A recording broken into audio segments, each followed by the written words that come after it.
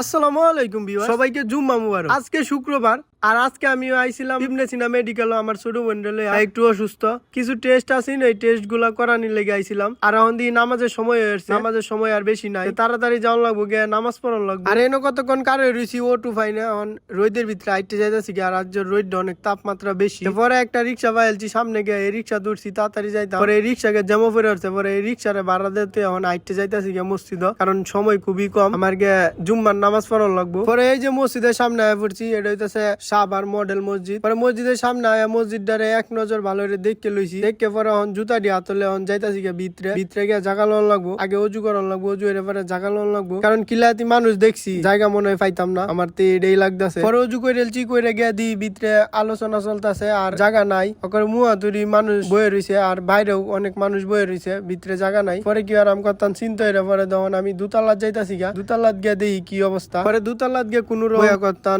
বক্তব্য শুনছি, বক্তব্য শুনে পরে নামাজ টামাজ পড়ছি। পরে যখন নামাজ শেষ আলহামদুলিল্লাহ বাইরে এসেছি, বাইরে দিই কিলারাতি মানুষ, এত মানুষ, আমার তো দেখলেই ভাল লাগে যে এত মানুষের সাথে আমি নামাজ পড়ছি, এটা আমার তো অনেক আনন্দের বিষয় লাগে। দেখুন আমার পিছু কিলারগাতি মানুষ, মাশাআল্লাহ মাশাআল্লাহ। আর আজকে আমার মনটা অনেক শান্ত হয়ে গেছে গা, নামাজ পড়ে। নামাজের আগ পর্যন্ত অনেক মন খারাপ আছে, মানে মসজিদে ঢুকলে একটা অন্যরকম শান্তি পাওয়া যায়। এমনিতে ঘুম ধরতো না, আমি মসজিদে ঢুকার 5-10 মিনিট পরে আমার এমন ঘুম ধরছে, আমার তো লাগে যে আমি আর কোনোদিন ঘুমাইছি না, এত একটা আরাম লাগে। আর আজকের গরম আছিল অনেক বেশি, যার কারণে একটু সমস্যা হয়েছে সবার। যাই হোক, নামাজ পড়ছি আলহামদুলিল্লাহ, বাপ মার জন্য দোয়া করছি, সবার জন্য দোয়া করছি, আল্লাহ সবাই ভালো রাখুক। আজকের ভিডিওটা এই পর্যন্তই, আপনারা সবাই আমার দোয়া করবেন। আল্লাহ হাফেজ।